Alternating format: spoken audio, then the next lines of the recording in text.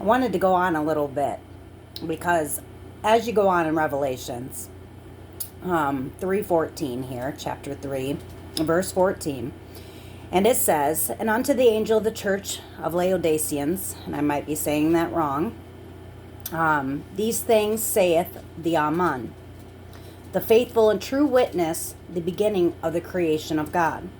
So stating that Amen is a faithful and true witness, and he is also the beginning of the creations of God. So this, we should know that there are 7 spirits that God has. 7 in his right hand, they state. I would suggest this is probably one of them spirits that you need to know. Not claiming anything. Hope you find God within yourself. But let's go on. So the next after that says, "I know thy works, that thou art neither cold nor hot. I would thou wert cold or hot. So then, because thou art lukewarm, and neither cold nor hot, I will spew thee out of my mouth. So then, because thou art lukewarm, and neither cold nor hot, I will spew thee out of my mouth. Because thou sayest, I am rich, and increased with goods, and have need of nothing, and knowest not that thou art wretched, and miserable, and poor, and blind." I love that part. "And you are blind, and you are naked. I counsel thee to buy of me gold tried in the fire, that thou mayest be rich, and white raiment, that thou mayest be clothed, and that the shame of thy nakedness do not appear. And anoint thine eyes with eye salve, that thou mayest see. As many as I love, I rebuke and chasten. Be zealous therefore, and repent. Behold, I stand at the door and knock. If any man hear my voice and open the door, I will come in to him. I will come in to him, and will sup with him, and he with me." Basically saying that if you ask, if you hear God and you ask him to be one with you, he will. Or if you ask the Amen to be one with you, he will. "Behold, I stand at the door and knock. If any man hear my voice and open the door, I will come into him, and will sup with him, and he with me. To him that overcome will I grant to sit with me in my throne, even as I also overcame, and am sat down with my Father in his throne. He that hath an ear, let him hear what the Spirit saith unto the churches." So folks, basically what the Amen just said was what is happening round and about with churches these days.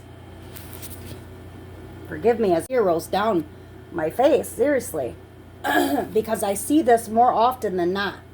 So there are many people, okay, that go to church, and they put their money in the tie, and they go home, and they think that they have God. And they believe that they have God because their life is pretty okay. They have a house. They have a nice car. Their children are doing good in school. So they believe that their fruits are good. But what this is warning you about is exactly what I just said in the last video.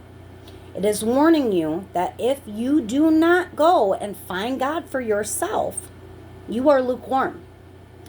If you believe that because you have a decent life, that you have God, you don't. If you are not actively searching for God yourself, and I'm talking actively. When I say actively searching for God, what do I mean? I mean going out with all of your heart, mind, body, and soul, and begging for God to be one with you, and for you to understand who God is, the truth of God, what God is. You don't have God. You are the lukewarm. And he tells you that he's going to spew the lukewarm out of his mouth. I understand why, okay? Because fear keeps people so stuck in life. Fear of losing that job, fear of losing that house, fear of losing that car. All of them fears keep you stuck. They keep you stuck from not answering questions. In church, you don't understand something, go up to the pastor, ask a question. his normal response would be, God works in mysterious ways. Have faith. What he should be telling you is, go out and ask God to know God yourself. Find the answer. Because Jesus tells you that if you knock and you look, that you'll find the answer, that the answer's going to come. Should be telling you that.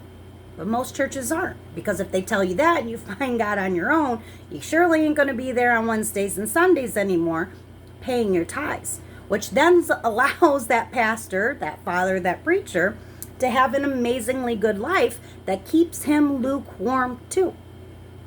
That keeps him believing that he has God because he's got money in his pocket. But he doesn't. You will know when you have God. You will know. You will know. Don't be the lukewarm person, guys.